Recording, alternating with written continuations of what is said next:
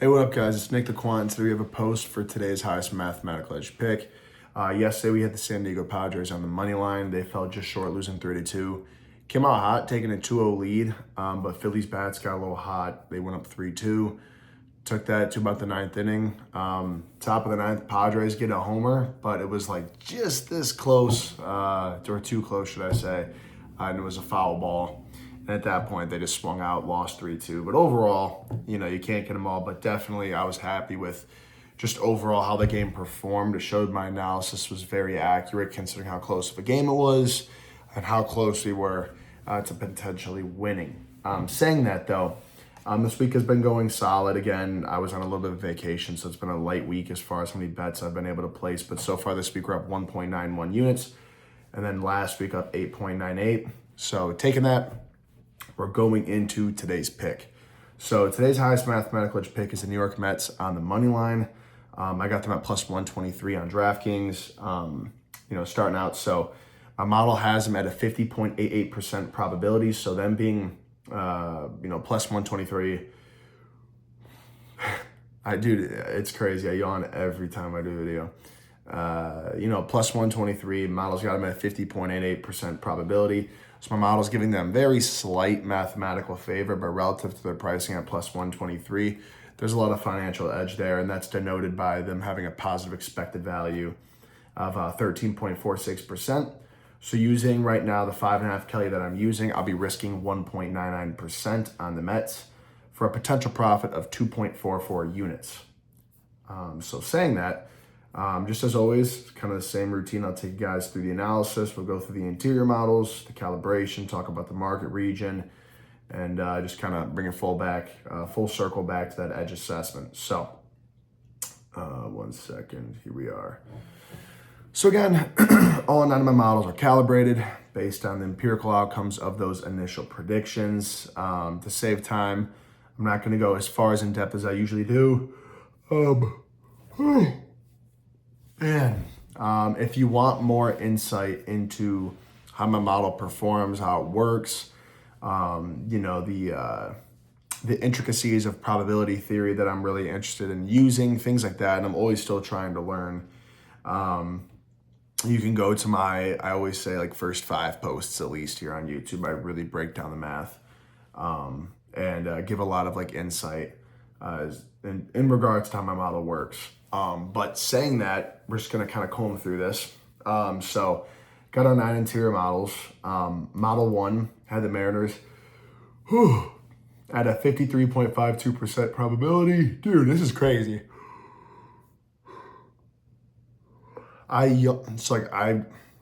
wake up, I don't know, like 6, 7 a.m. latest, and I get to work because I want to try to get the best numbers possible, figure out the market.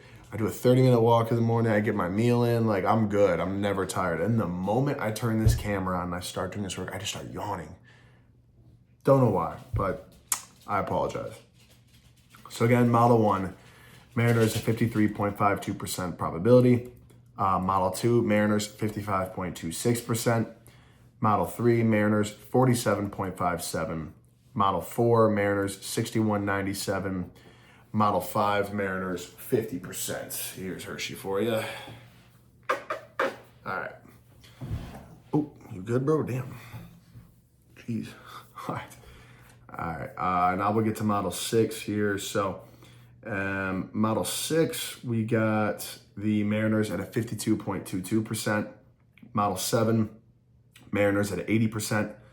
Model 8, Mariners at a 50%. And then Model 9, Mariners at a 57.14. So all of these models' initial predictions favored the Mariners. And then the probabilities I was speaking on were the real-world performances or the empirical outcomes of those initial predictions that the Mariners were receiving. So you saw some were pretty contrarian to the Mariners or kind of indifferent, which relative to their pricing is disadvantageous. But we saw a few that were actually pretty strong for the Mariners as well. So the initial probability output by my ensemble for the Mariners is at 53.97%. Up to this point in the year, when my ensemble model produces 53% probabilities, those are hitting at only a 46% win rate. So using second layer calibration, the Mariners become a 51.31% probability. So right now, relative to their odds, being overvalued, financial edge on the side of the Mets. So now we get in to third layer calibration. When looking at third layer calibration, we account for the market region that the team is lining in.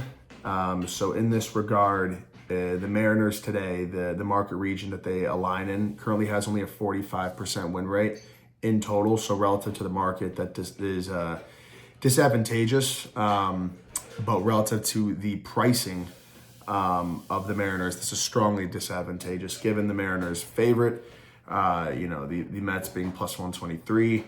A 45% market region win rate is definitely disadvantageous. So you apply third layer calibration using that, and that finalizes the Mariners as actually being an underdog, and the Mets being slightly favored at a 50.88% probability. So that brings us full circle back to what we were talking about when we first began. So we look at that and, okay, we can see that given the Mets odds at plus 123 and a 50.88% probability, there's mathematical favor, very slight on the side of the Mets, but relative to their pricing, it's pretty strong.